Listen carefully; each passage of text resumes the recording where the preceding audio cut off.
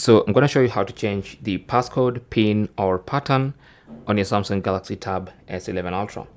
So you want to go into settings, and on the settings, scroll and go to the lock screen on the left hand side, and then select lock, screen lock and biometrics.